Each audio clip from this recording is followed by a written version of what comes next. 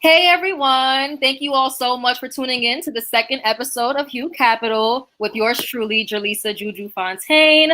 I'm so happy and so overjoyed to have LaToya Westbrooks with us. She is actually the UX researcher at Facebook, and she also is a founder of her own platform. So I'm not going to talk too much. I actually would love for you, LaToya, to kind of introduce yourself to everyone and give them an idea of who you are and what you represent. Hi, everyone. Thank you so much for that warm welcome and introduction. I'm excited to be here. Yes, it's going to be a great chat. So I work in the tech industry as a UX researcher. I like to tell people what that stands for because even before I got into the industry, I didn't know what UX stood for. It's user experience. Yep. And not to get too technical, but basically my role is to conduct research for users, depending on the platform that I work for. So at Facebook or any other tech company that I work for in the past, I ask questions, I survey, I interview, and just really speak to our users to understand what their needs are. And then I deliver that information back to the product team and to engineers and to designers, and they build that out. Yes. So that's a snapshot of what I do in layman terms. It's not too technical. But that's on the Facebook side. You're also the founder of your own platform called Wealthly. So let them know a little bit about that also. Yes, so Wealthly is a financial literacy and coaching platform. Actually, before I transitioned into tech, I worked in financial services for over 10 plus years now. So really traditional finance background. Like I went to school for finance.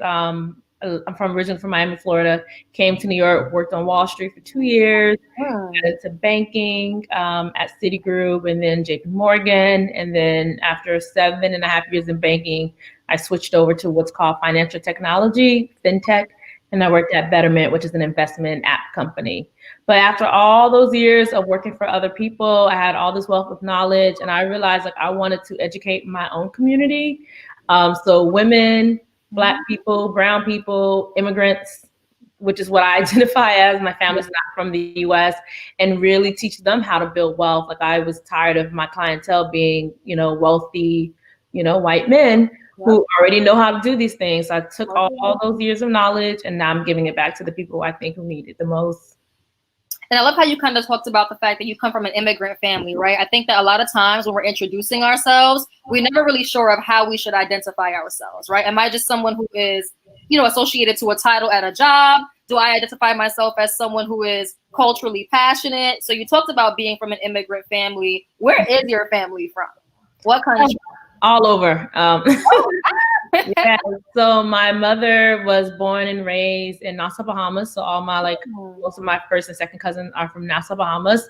But my mother's parents migrated to the Bahamas from Haiti. So I have my maternal grandmother is from Haiti, and then an extended cousins as well. And on my dad's side, my paternal grandmother, so my dad's mom is from Honduras, which is in Central America. So in my family, I hear Spanish, I hear Creole, I hear French. And then my dad's side of the family is like Southern. They're from West Point, Mississippi. So I just say I'm all over. And I love that because when I was creating Hue Capital, my biggest thing was focusing on the intersection of business, tech, and culture. And just kind of hearing your journey and your background, you are the epitome of diverse culture. Like you literally have a mixture of a little bit of everything. And I think that's so dope because it gives you a whole new perspective on kind of, creating brands or even supporting brands who are trying to attract diverse groups of people. And you are the epitome of that. So Facebook won, in my opinion. I have to say it, period. But before we get into the chunk of the seriousness of your career journey and even the matter of you creating Wealthly, I actually wanted to ask you a question about your experience during COVID, right? I think that obviously we always want to jump to the fruit of the conversation, but we're not really checking in on each other. So how has COVID been treating you and your family? I think the first few weeks of COVID, like March, I was just like, okay, this is weird. I really didn't think it was going to last more than a month. Like I felt like it was something that was happening in China. I feel bad for them. I hope they fix it. Like I want to be like, what are they going through over there? But like, I've Mhm. never in a million years would have thought like it would hit like the rest of the world. Yep. So I think it was like the first few weeks, it was like in shock. And then I was just like, okay, this is getting serious when they shut down all of Facebook. And I'm like, it's a huge organization. So for them to do that, Yep. and I mean, shut down, like the building is closed, don't come in. That's when I was like, all right, I knew this. And that hit our like California and Seattle office first before the East Coast got affected. So I kind of had a heads up before a lot of my friends and family on the East Coast, because they were already putting things in place on the West Coast. But I would say like the first month or two, I actually was pretty depressed. Like I'm a very social person. I like to go out. I like to talk. I'm at brunch. I'm at this event, that event. And so I didn't realize I was like falling into a funk. My fiance was actually like, you not going out, you staying home, like let's go for a walk. So I had to like do things to pull myself out of it. So I think like for me, that was like the first effect of COVID. And then secondly, just like helping out family and friends. I have a lot of family members who work in the healthcare industry. My mom and my grandmother still work in the healthcare industry. And so like anxiety around them having like the first access to patients that could possibly be sick. So a lot of anxiety. But since then, I mean, things have gotten better. Like I feel like people are putting things in place. I'm just like, my business is actually picked up. Wealthly's picked up. I have a lot of people who have either been laid off or furloughed, or they, want to do something because a recession is coming. Want to prep for that. Yep. So I've been doing a lot of conversations with clients, new clients, and like staffs with different companies, and like helping them prepare for that. And I'm glad you were so transparent about that, because I myself identify as an extrovert. I literally consider myself to be the person who feeds off of the energy of large groups of people. I'm always amongst a larger community. So for me to kind of be that person who now has to stick inside of their home and just be in front of a computer. I don't watch TV. That's also another thing that I don't really engage with. So for me, it's kind of like, how do I supplement the time that I would have spent outdoors engaging with different people and find something that's comfortable at home for me? And I've never been that person. Literally since 13 years old, my parents have been literally holding me by the ponytail to keep me at home. And I've just never been that person. I've always been a street girl. Thank God I wasn't anything crazy in the street. But it was a matter of just me really being out there. And I think that for people like us, it's always going to be very difficult to be confined to our homes. But as I talked about before, it's a matter of finding that kind of cycle that works for you while we are still experiencing this, because it will be. Because introverts are probably loving this, like, woo, loving it, absolutely loving it. It's a patient for them; they enjoy this. Not so. We're gonna start getting into the UX journey of everything. So I actually titled this episode "From Banking and Fintech into UX Research." Right. Okay. So what I'd love for you to do is kind of go into more detail from how in the world did LaToya go from banking and fintech and somehow discover UX and end up at Facebook? What did that journey look like?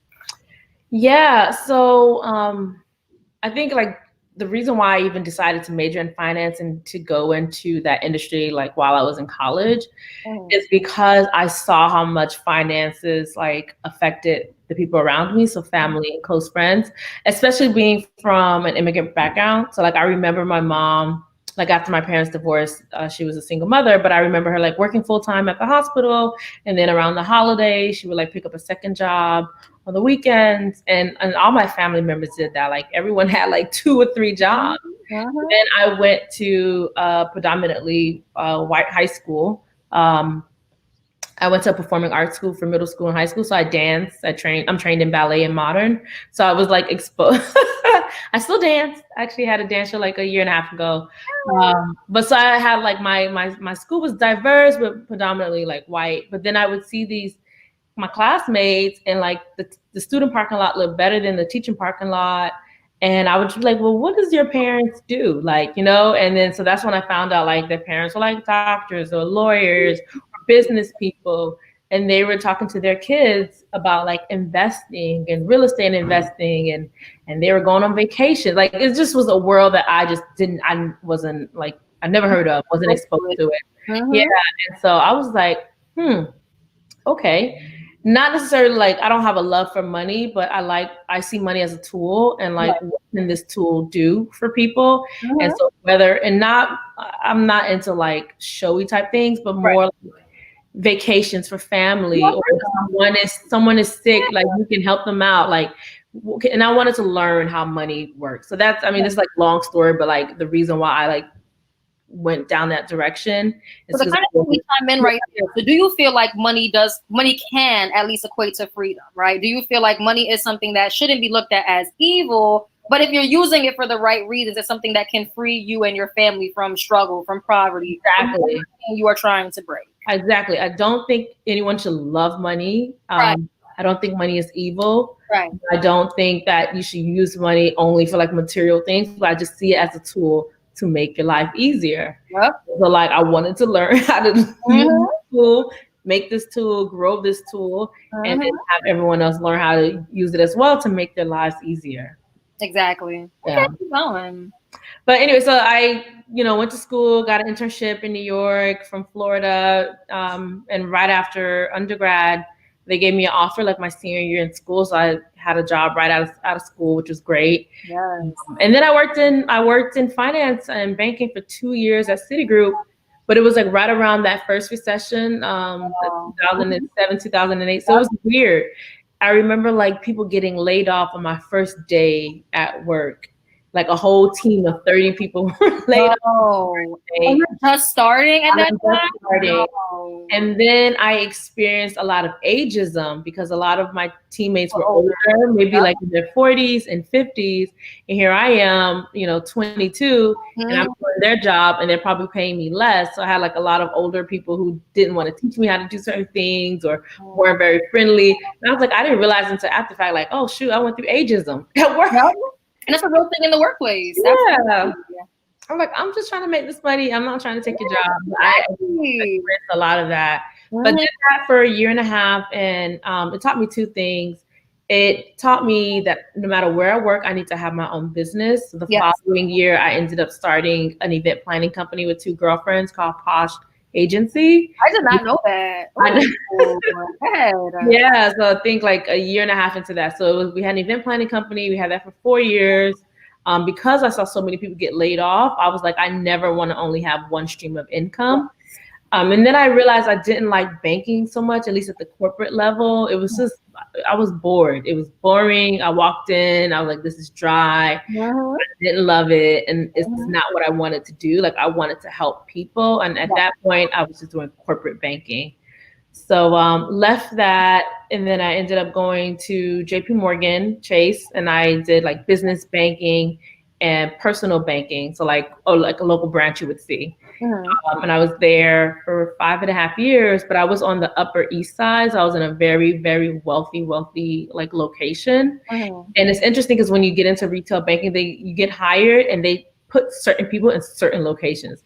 So I found it very interesting.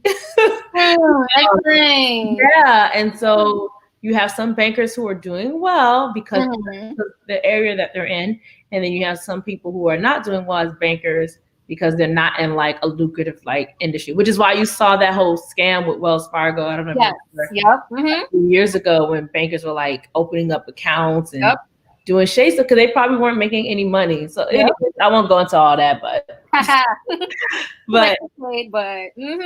So I just like learned a lot about the financial industry. Some things I love, some things I felt like needed to be changed. But while I was at JP, I really got to work one-on-one with people, and that's where I fell in love with like, okay, this is what I want to do. Like I want to help people, help them with their money, help them with their credit, help them with business banking. I found that a lot of people, especially people of color, would start businesses, but like their businesses didn't make money. They didn't know how to get approved for loan. They didn't know how to grow and scale their business.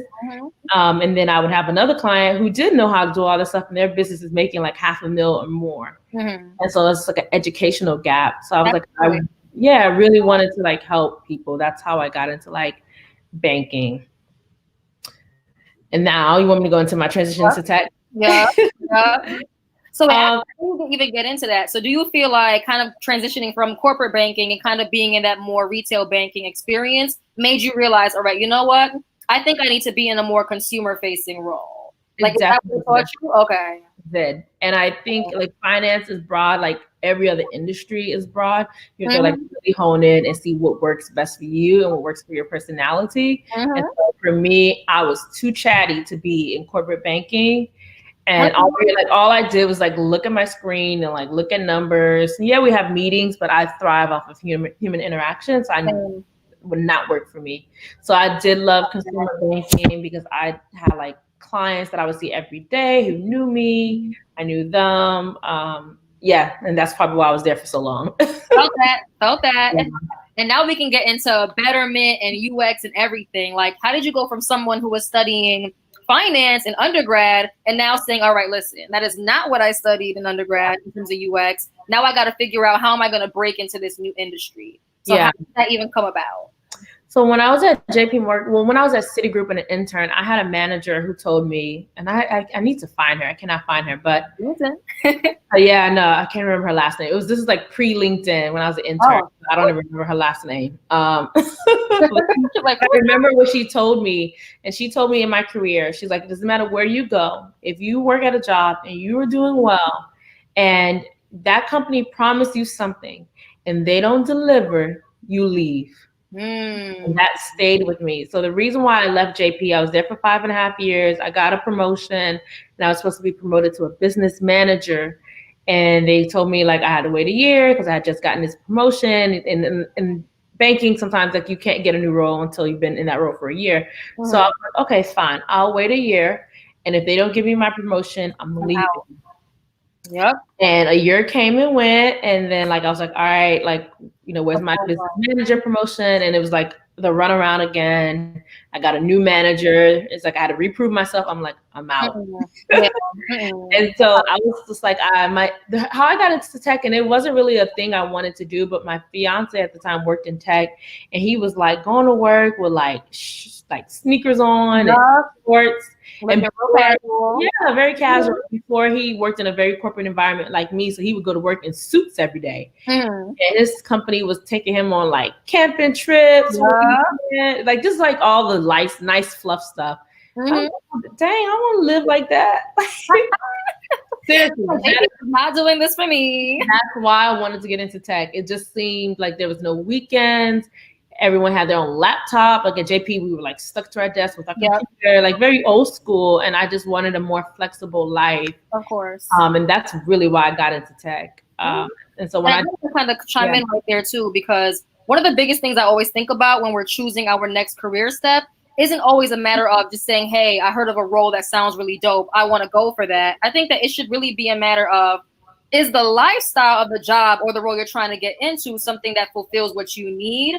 And is your personal mission and vision something that aligns with that work as well? Exactly. So I thought you were kind of saying, well, it wasn't because I just love tech, right? It's more so I realized that the industry itself has adapted to this more remote, flexible work style that I know I need as an extrovert. So I love how you brought it up. Yeah. And I knew that like going into like my future, like what I envision my life, being able to travel, having children, I need someone who's not going to be like, you have to be here at this time and this time to prove my worth. And in banking, we call it show face. There's a lot of showing face. You have to be present, who gets there first, who stays there late, who stays later than the manager. And I was over it. No, like we have lives. Exactly. And so I think that was like why I wanted to get into tech. I didn't know what I wanted to do into tech. I just wanted to get into the industry. And so when I first started applying, and this is what I like to tell everybody is like have a strategy in place on what your goal, what is it that you're trying to do and how to get there. Because when I first started applying, I was just applying for everything. Anything and everything, all different industry. I'm like, oh, that role sounds good. Let me apply there. And I did that for like 3 or 4 months and I got nowhere. Be honest about it. I love it. Maybe 1 or 2 phone calls and then nothing after that. And so I had to like, okay, this strategy is not working. I need something else. And so what I did differently is I had somebody review my resume who was already in the industry. But then secondly, I was like, let me get more focused. If my background is all finance and I've been in finance for the last 7.5 years, why don't I apply to finance tech companies, so Fintech? But at first, when I first started, I was applying to like marketing tech companies, sports tech company, healthcare, like everywhere. And I'm like, that doesn't work. So if anyone's like listening and you're like, you want to switch careers, I say stay in the same industry first. Yes. Then once you get into the industry, then switch the role. Yes. It's hard to switch the industry and the role at the same time. So for me, I went from finance, corporate finance, to finance and tech. Then once I got into fintech, then I learned to become a UX researcher. And now like I'm in the position where I can become a UX researcher in all these different companies in different industries. Love it. Yeah, so that's like a good strategy I say to use. And I'm so happy you said that too, because like I said, even for you and I, we actually connected because I needed like some serious advice. I was like, please Lord, put someone in my life to kind of give me some clearance, give me some guidance. Because like I said, I knew I cared about healthcare, but I realized that technology is something that shouldn't just be looked at as an industry. It's a tool, right? Like technology is really something that you create or you utilize to solve problems across all different aspects of life, right? When we think about tech, we think computers, we think phones. In reality, your spoon is technology, right? And the reason why it's technology is it was designed to help you eat easier. And I think that as long as we start looking at technology as something like that, we'll see how important it is for us to know more about it, no matter what industry you're in. Yeah. So for you to kind of talk about how I knew I wanted a change in role in industry or whatever it is, you knew that being in finance was, you know, what it was, right? Yeah. You wanted to go into tech. You knew you couldn't do that big jump, like, all right, I'm just going to go from finance to whatever. And you kind of created a little pace for yourself. And I found myself doing something very similar. So I feel like I can definitely attest to what you're saying. I think that's the perfect strategy. Otherwise, you'll be lost. Yeah. And I tell people it takes time. A lot of times I have people who hit me up on LinkedIn and they're like, how did you get to Facebook? And I'm like, I did not just jump into this role. Like, it doesn't work that way. Like it wasn't even my goal to get to Facebook. My goal has always been to just be a really good UX researcher and be good at what I'm doing no matter where I am. So I tell a lot of people I didn't apply to Facebook. Like Facebook recruited me. I wasn't looking to leave. And so I tell people who are like, you know, you just want to go from A to like B, like, no, it takes time and steps. It took me 3.5 years before I felt comfortable for a big tech company like Facebook. I didn't just decide to be a UX researcher and then like a month later, I'm like, I'm going to Facebook. Like, so I tell people like, give yourself grace and then also be realistic on what it takes to have change. And even to be realistic, right? So for example, you were talking about your transition, but how did you gain the knowledge of UX research, right? Like, did you go to school? Did you go to a boot camp, take a class? How did you kind of familiarize yourself with that topic? Yeah, I mean, with anything that I do, and I should have known I would be a researcher because anything I do, I always would research anyways. Like I naturally research everything. And I found for me, at least when I was trying to become a UX researcher, like one, there was not that many like people of color, or there still isn't a lot of people in color. Now more because I'm, I guess, more senior. So I know people who are in different states, not necessarily in New York. But like self-education, right? Like you can't rely on everybody else. So I knew I wanted to become a UX researcher and I did everything that I needed to do to get there. About books, I joined Slack groups. I would go to networking events. I would go to conferences.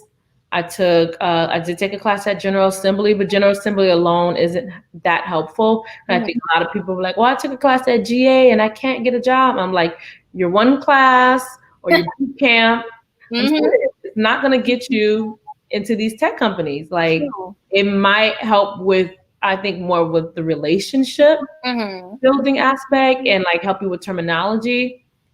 But it's just not like guaranteed just because you took a boot camp or a workshop class at General Assembly, you're automatically going to get it. And actually a lot of times the product teams and some of these like design teams, they don't like people from boot camp because because they come in a little entitled, or they come in like I know it all, or they come in not really like refined, open to grow and develop.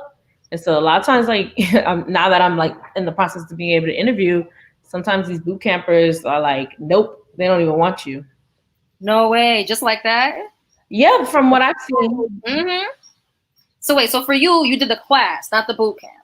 I took a workshop. Okay, so that I love. And the reason why I love that is I did have a follow-up question in terms of what kind of soft and hard skills you think that someone needs to be a great UX researcher. But before we even get into that part, how did you self-teach yourself, right? I know that people are always talking about maybe they want to join a boot camp because they don't have the discipline to like kind of put together their own little curriculum. So how did you work?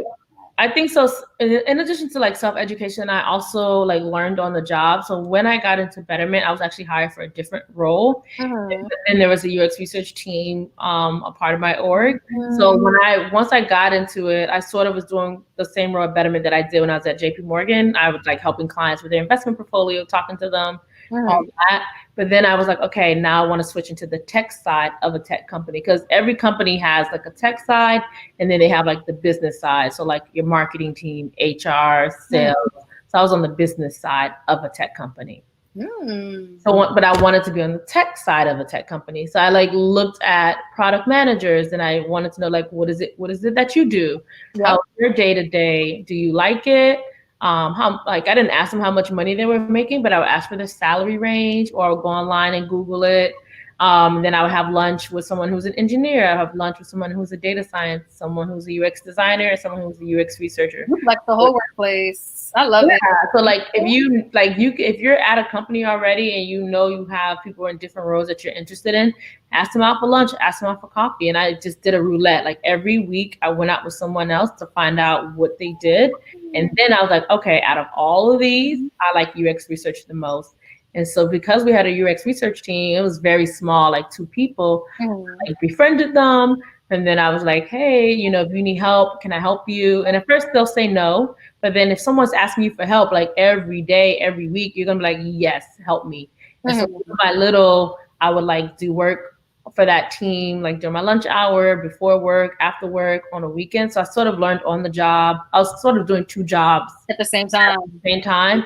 And then I also was doing a lot of self-education because I was really trying to accelerate how quickly I can get out of there to get into what I want, because I knew it was lucrative. Like you can make good money as a UX researcher.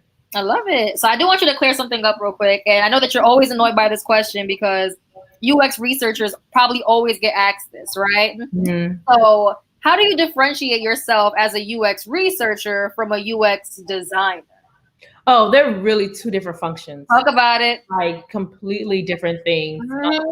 And sometimes companies who put the role out, they don't understand UX at all. So they think it's the same thing. So sometimes when I have recruiters who like message me, I'm like, hey, I'm a UX researcher, not a designer. And it literally says research and designer. Like those are 2 different things. So I don't know why people, what I think some startups are trying to do is they're trying to save money by hiring one person who could do both. Yep. So some designers can do research, but not thorough research. Like they'll do quick usability testing or quick little interviews. But most researchers can't design.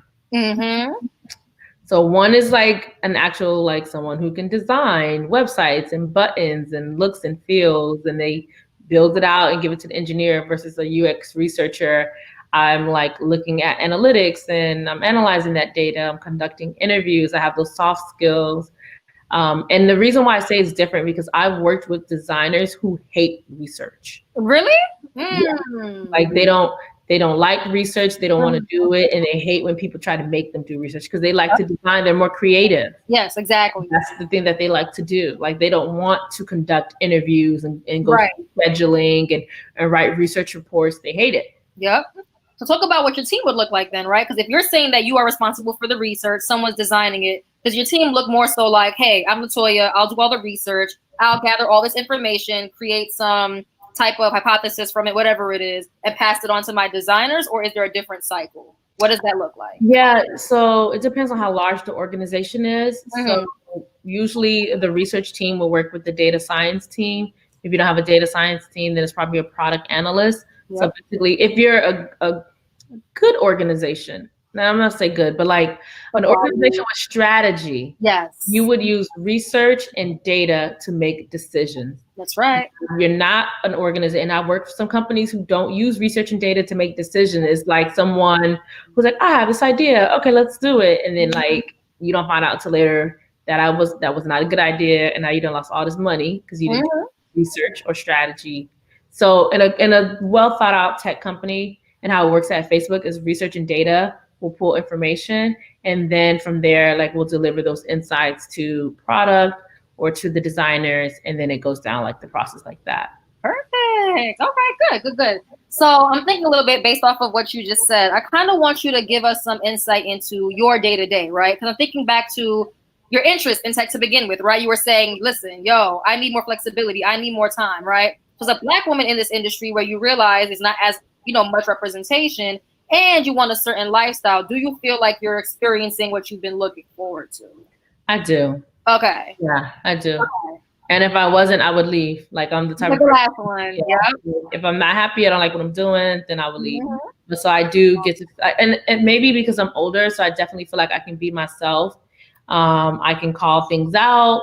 I call people out. As you should. And obviously I do it in a professional way, but I'm not like styling like I was maybe in my early 20s. I saw things and saw microaggressions and just like sucked it in. So I definitely don't do that. And then as a UX researcher, like my day-to-day varies. Like sometimes I am like heads down, focusing on what I need to focus on. I'm working on a project, or I'm working with vendors. I'm meeting up with, or now it's virtual meetups with other researchers, or spending like one-on-one with my product manager or engineering manager, or like a sync with the designer. So it really, every day is different. Are, relaxed and not too crazy. I might have like a meeting or two, or there's some days I have like 8 or 9 meetings. So it really varies.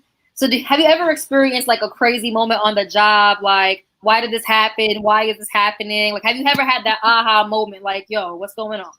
I think like the crazy times for me as a UX researcher is probably like the days that you're conducting interviews with users. That's probably like the most, like, can't control it. It's always something. Like some people go like off into their own little world, and it's like that's not what I asked you. Let's bring it back in. Or we sometimes do them virtually. Usually I do them in person, but now with COVID, everyone's doing remote research. Yeah. So you just never know what you're gonna get. Like people just say all off the wall type things, and sometimes they're really good, like user interviews, and people like really share themselves depending on where you're asking. So those are probably the crazy moments. Is when I'm like speaking to users. Okay, awesome. So as we kind of get to towards the near end of the podcast episode, I do want to talk a little bit more about your foundership journey, right? So once again, like you've been very persistent in stating, listen, I don't mind working, right? I don't mind having a job, but I do recognize that this cannot be the only thing that I rely on to survive. So like, how did you tap into that mindset? I know you talked about your background and your family working multiple jobs, but like, how did you know, like, I'm not going to just, be a random financial advisor. I'm going to create a full-on platform that women know that they can use and rely on. Yeah. I think, well, for me, because I've always knew entrepreneurship was like important. My first job, I remember I was 13, and I worked for a family friend in Miami, Florida. He owned an accounting company. So my first job, I was giving everyone their refund checks. Wait, are you serious? Yeah, that was my first job. So, can I be honest with you? What? Accounting was my first job. Oh, really? Yes, literally the only job I had before college for 3 years in high school. That's crazy. Yeah, I would. People would come in. They would show me their driver's license. I would look at their address, look at their check, and I would make them sign off. And I did like other office like duties. But he was a family friend who was a Black man, and I was like, oh my God, like this is a man who owned his own business, and his family was coming by, and he was like supporting and building his community. So for me, I was exposed to entrepreneurship like very early, and I didn't realize it until like I sat down and thought about it. Like that was my first exposure to entrepreneurship. So I knew it was always something I wanted to do. And it's interesting because once you do become an entrepreneur, and I do it so well that people think I do it full time. Like people forget that I have a full-time job. not now because I'm at Facebook. So Facebook is so big, so people do associate me with Facebook. But before I was at Facebook and at all my other companies, a lot of people would forget that I had a full-time job. That's a good thing, though. That's not a bad thing. No. So yeah, I think. Well, your question was around why did I want to do entrepreneurship? Yeah, so how did you go into entrepreneurship? Like, how did you know that creating this company was the way for you to fulfill what you love doing in finance? Yeah, that when I started at Citigroup, my first job out of college, and I saw all those people get laid off, me, that was like, that will never happen to me. And if it does, I'm going to be prepared. That's so right. Even 2 years ago, I was working at this e-commerce startup, and I was only there for like 5 months. This is right before I started working at Oscar Health, and they went out of business. I was only there for 5 months. It was a really good job. I was so excited. I was a senior UX researcher. They went out of business, and I didn't worry. Like, I had savings, I had investments, and then I have a side business. I won't even go into that because I know I do a lot, but I have a consulting. A consulting company, and I've had this consulting company. This summer made it 5 years. So when I got laid off from this is before I started Wealthly. When I got laid off from this e-commerce startup, I had maybe 2-3 weeks later, I had booked a corporate contract for my consulting company. And that corporate contract was for $11,000. Yeah, it was my first corporate contract. And so I was able to live off the money I made from this corporate client. And then that startup I worked for gave everyone like a severance for like a month or two. But what it taught me is like, okay, I have to always have something like this. So if I ever get laid off, or I don't like where I'm working or the manager that I'm working for, and I want to be able to make decisions. If somebody in my family's sick and I need to take care of them, I need to be able to do what I need to do and know I'm not stuck to this job. And I think that's what entrepreneurship does. It gives you options. And when I had that, I did consulting for 3 months, and then I was like, all right, let me go back to work, because I got engaged, and I was like, all right, I need to save for the wedding and whatever. But it gave me the option also to take my time to find the right job, because when you need money, anybody who says yes, you're like, yes, I'll take it. I know, because I've been in those positions where it's like, all right, I'm not working. Whoever gave me the first offer, I'm taking it. Mm-hmm. Yeah, but when I became an entrepreneur and I was able to generate money on my own, I didn't have to do that. So I would go into these companies and interview these other startups, and I'll be like, the only Black person here is the front desk receptionist, not here. And they'd be like, I remember this person that they interviewed me, they wanted me to come back, and I was like, no, thank you. And I don't know if they asked me, and I was like, I don't feel like your company's diverse enough.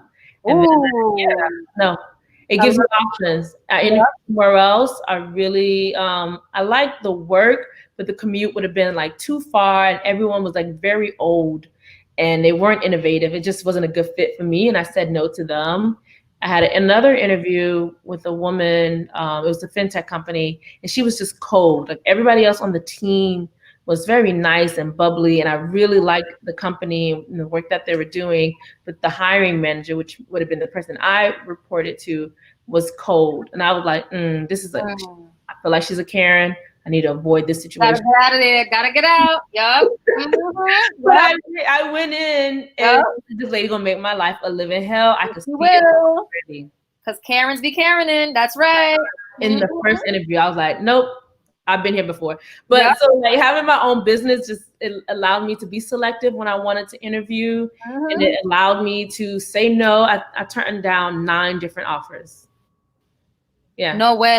You know how amazing it is to be able to say people can't even get 1 offer, but you were able to deny 9 offers. 9. Wow. And then I found Oscar, which I loved, and then that's what I ended up going with. But in between those 3 months of interviewing, it was like 9. I was like, nope, don't like your salary, don't like your office.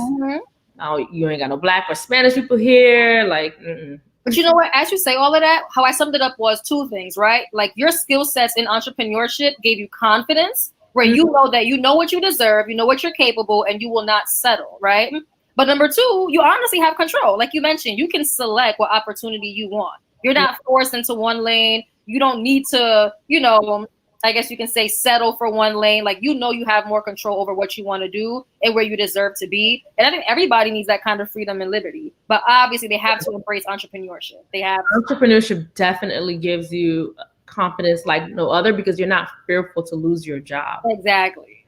And you're not fearful. Yeah. Exactly. Awesome. All right. Okay, LaToya. So we're going to wrap it up a little bit. But before we finally close it out, my final question to you would be, for anybody who is trying to enter the UX space, what trends do they need to be aware of? What is happening in the UX world right now, where it's like, if you are entering an interview, if you are trying to be a thought leader, what kind of topics should you start creating opinions or informing yourself about? Oh man, I wouldn't say like UX is trendy like that. I know. Or am I out of it? Like, am I looped out? I don't know. I would just say like, if you're trying to be an aspiring UX researcher, like just do a lot of self-education and like know that if you're transitioning from like a different industry, it will be a challenge, but like don't stop, keep going, but just self-education, like read the books, read the articles, watch the videos, like know it in and out, and then become confident in it. Awesome. And to that student or young professional who's feeling kind of lost or hopeless right now, what words of advice do you have for them? I know that feeling. I say like, yeah, just take a week off. Take a week off. Don't apply to any jobs. Like if you need 2 weeks, take 2 weeks and like really just decompress and then go back at it. Because if you're constantly applying and constantly getting rejected, and I've been there, it starts to like harm you. So like take some time off and then re-strategize and then go back at it. Thank you. Oh, I felt that. Once again, LaToya, I do want to say thank you all. Thank you so much. To everybody who tuned in, please feel free to follow her on LinkedIn or follow her on whatever platform maybe you feel comfortable. What we'll do is we'll put it in the description below the video and check in with her. I'm sure she can help you out. All right, y'all? All right. Thank you again, LaToya.